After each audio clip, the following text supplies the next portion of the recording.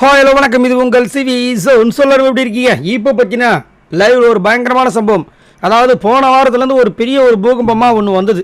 என்னென்னா X contestants knock out அப்படின்ற மாதிரி கொடுத்துருந்தாங்க. இதில் வந்துட்டு வரவங்க அவங்க வந்துட்டு பயங்கரமான திறமையை காமிச்சு 2 பேர் வந்து ரீப்ளேஸ் பண்ணுறதுக்கு வாய்ப்பு இருக்குது அப்படி மாதிரி சொல்லியிருந்தாங்க. நம்ம வந்து சொல்லியிருந்தோம் இது வந்து எனக்கு தெரிஞ்சு ப்ராங்காக தான் இருக்குன்னு. ஆனால் கடைசி வரைக்கும் அதை பற்றி நான் சொல்லவே இல்லை.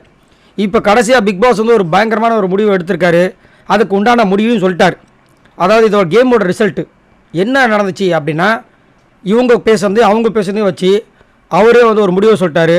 இப்போ இருக்கிற 6 பேரும் தகுதியானவங்க தான், அவங்கள உங்களால் ஒன்றுமே பண்ண முடியல, நீங்கள் தோத்துட்டீங்கன்ற மாதிரி சொல்லிட்டார்.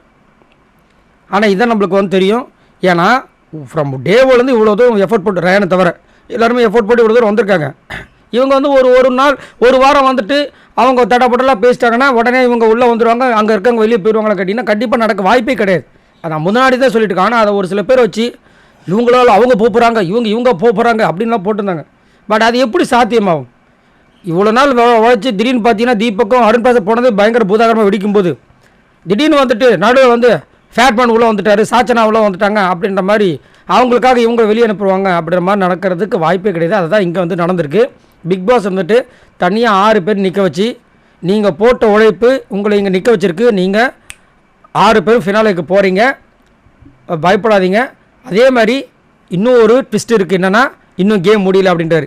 ஸோ மீதி இன்னும் 8 பேர் உள்ளே வர போகிறாங்க. நம்மளுக்கு ப்ரொமோட்லேயே வந்திருக்கும். தர்ஷிகா வந்தோடனே பயங்கரமாக பூதாகரமாக வெடிச்சிச்சு ஒரு பெரிய சண்டை.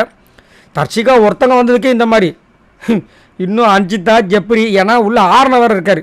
என்ன நடக்க போதோ தெரியல. சத்யா வேறு வரப்போகிறாரு.